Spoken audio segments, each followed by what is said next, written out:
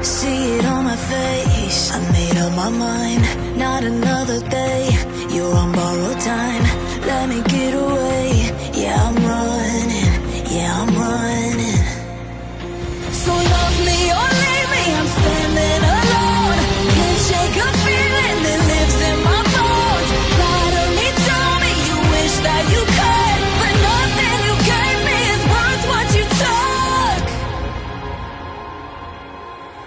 'Cause baby when I'm gone for good.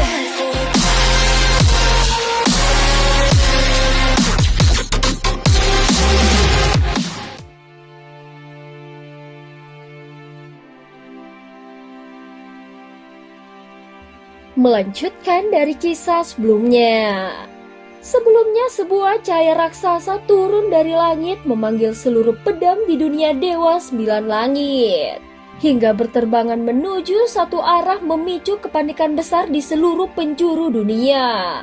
Saat ini seluruh dunia dewa 9 langit dilanda kekacauan besar seolah hari kiamat benar-benar tiba. Aturan dunia menjadi kacau. Siang dan malam terbalik. Gunung runtuh serta bumi rata. Demi membawa pergi seorang ahli puncak itu. Entah sudah berapa lama berlalu hingga akhirnya dunia dewa 9 langit perlahan kembali tenang. Di dunia lapisan terdalam, kini ruang di sana tampak seperti cermin pecah.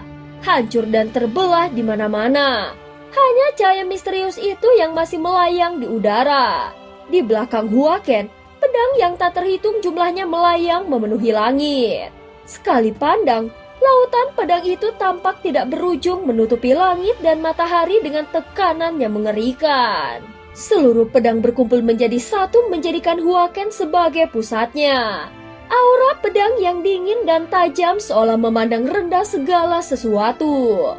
Dengan pedang ini, tidak peduli apakah kau dewa atau makhluk apapun, aku pasti akan menebasmu. Huaken perlahan mengangkat tangannya. Semua pedang segera berkumpul di kedua jarinya lalu menyatu menjadi satu pedang raksasa. Tebas, ucap Huaken dingin. Untuk melawan daya hisap mengerikan itu, Huaken akhirnya benar-benar bergerak. Karena jaraknya dengan cahaya misterius tersebut semakin dekat, begitu tersedot masuk ke dalamnya tidak seorang pun tahu akibat apa yang akan terjadi. Tebasan yang mampu memusnahkan langit dan bumi akhirnya lahir. Jika bukan karena Huaken memusatkan seluruh kekuatannya, bahkan sisa kekuatan serangan itu saja mungkin sudah cukup menghancurkan dunia ini. Puluhan ribu pedang menyatu menjadi satu arus kekacauan raksasa. Aura pedang abu-abu putih yang dipenuhi hukum dunia melonjak ke langit dan menghantam cahaya misterius itu dengan ganas. Tabrakan itu tidak bisa dijelaskan dengan kata-kata. Itu adalah benturan murni antara kekuatan hukum dunia melawan penindasan dari tingkat eksistensi yang lebih tinggi. Cahaya tampak menelan segalanya. Ruang seolah dilempar ke dalam kegelapan mutlak lalu terdistorsi hebat sebelum akhirnya hancur berkeping-keping. Lapisan terdalam dunia dewa 9 langit memang terbentuk dari kekacauan gelap dan hukum yang tidak menentu. Kini tempat itu seperti dilempar ke tungku kiamat. Segala hukum runtuh total. Konsep ruang dan waktu kehilangan maknanya. Yang tersisa hanyalah badai kehancuran murni yang memusnahkan segalanya. Adapun sosok Huaken menjadi pusat badai penghancuran itu. Dengan menyatukan kehendak dari puluhan ribu pedang dan membakar seluruh hidupnya, dia benar-benar berhasil mengguncang daya hisap yang tidak dapat ditolak.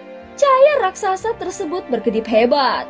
Terang lalu redup seolah dicengkram dan disobek oleh tangan tak terlihat. Akhirnya dia mengeluarkan ratapan tanpa suara sebelum runtuh sepenuhnya. Sepertinya aku berhasil lagi.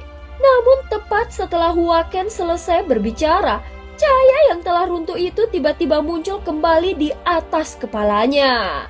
Dalam sekejap auranya mulai terkoyak secara paksa. Rasa sakit luar biasa membuat tubuhnya hampir tidak mampu bertahan. Bahkan raungannya menyakitkan keluar dari tenggorokannya. Tubuh tegapnya perlahan membungkuk. Seolah dalam sekejap dia menanggung tekanan puluhan ribu tahun usia. Dari akar rambutnya Warna putih pucat menyebar seperti salju yang menutupi pegunungan dalam semalam. Wajahnya yang semula penuh kehidupan mulai cekung dengan cepat. Kulitnya kehilangan elastisitas dan dipenuhi kerutan dalam seperti tanah kering yang retak parah. Mata tajam bak pedang yang sebelumnya dipenuhi semangat tempur kini berubah keruh dan lelah. Urat merah di matanya menghilang, menyisakan keletihan tanpa dasar dan sedikit kebingungan. Erangan berat yang ditekan kuat keluar dari bibir Huaken yang kering. Itulah harga yang harus dibayarnya untuk tetap tinggal di dunia ini. Meskipun dunia tidak hancur karenanya, namun kata abadi di dalam dirinya telah diambil. Bahkan sumber kehidupannya kini terasa sangat sedikit. Suara Huaken menjadi serak dan tua. Jika Xiaoyan dan Ye Beijing melihatnya lagi sekarang, mungkin mereka tidak akan langsung mengenalinya. Dengan harga sebesar ini, apakah semua itu benar-benar sepadan? Suara seperti gesekan pasir terdengar jelas di ruang hancur yang sunyi bagai kematian. Huaken yang sebelumnya bersih dan anggun kini jatuh ke kondisi yang menyedihkan. Dia melambaikan tangan dan mengenakan jubah lusuh. Bahkan pedang sucinya pun berubah menjadi pedang biasa agar tidak dikenali oleh orang lain. Dengan gerakan ringan, dia menginjak pedang terbang dan meninggalkan dunia tersebut. Untuk sementara ruang kacau itu mungkin membutuhkan waktu yang sangat lama untuk pulih kembali. Dari kekacauan akan lahir yang baru. Suatu hari nanti, cahaya pedangku akan menebas langit dan bumi ini. Suara terakhir Huaken bergema dalam kehampaan untuk waktu yang sangat lama.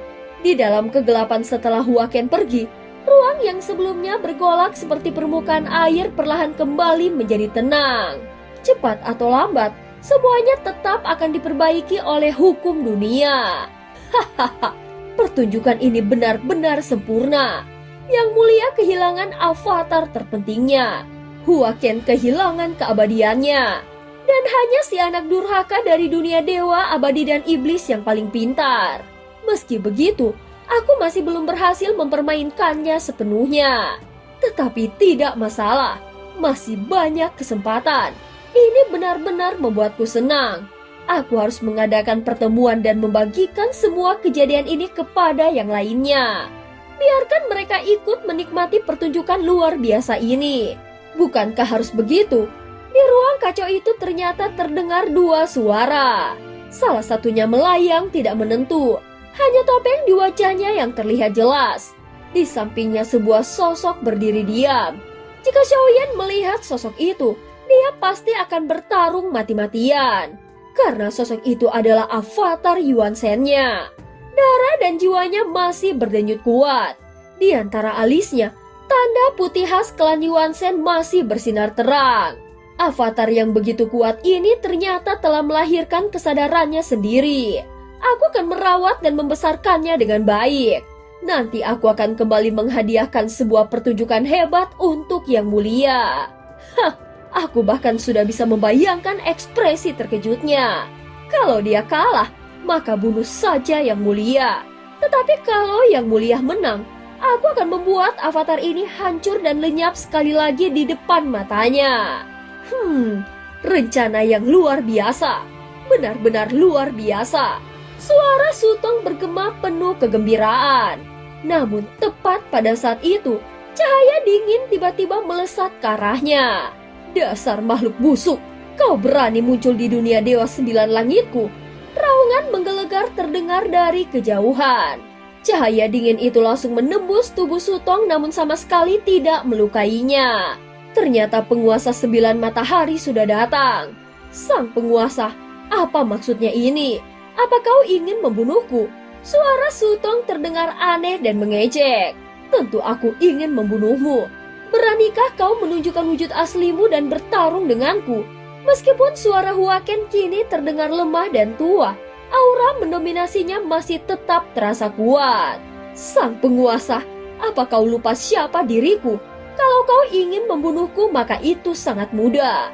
Arahkan saja pedangmu ke jantungmu sendiri. Lalu tusukan. Gunakan energi pedangmu yang lucu itu untuk membakar dirimu sendiri. Dengan begitu, aku akan lenyap sepenuhnya dari dunia ini. Sang penguasa, kenapa Kenapa ekspresimu seperti itu? Apa kau tidak percaya? Suara Sutong terus terdengar tanpa henti. Saat melihat kebingungan dan keraguan di mata Huaken yang kini tua renta, dia kembali tertawa aneh. Berhenti bicara omong kosong untuk mengguncang hati pedangku, bentak Huaken sambil mengibaskan lengan bajunya. Hubunganku denganmu tidak ada apa-apanya. Apa maksudmu dengan mengingat atau melupakan? Ucap Huaken. Wah, bagus sekali. Kalau begitu dengarkan baik-baik. Sutong terdengar semakin bersemangat. Lalu dari balik topeng itu, terdengar tawa rendah dan suara itu ternyata persis sama dengan suara Huaken. Dan cerita pun berakhir. Terima kasih udah dengerin Mihu dari awal sampai akhir ya. Please jangan lupa untuk like, comment, and subscribe. Oh ya, jangan lupa untuk klik tombol hype juga ya. Sampai jumpa.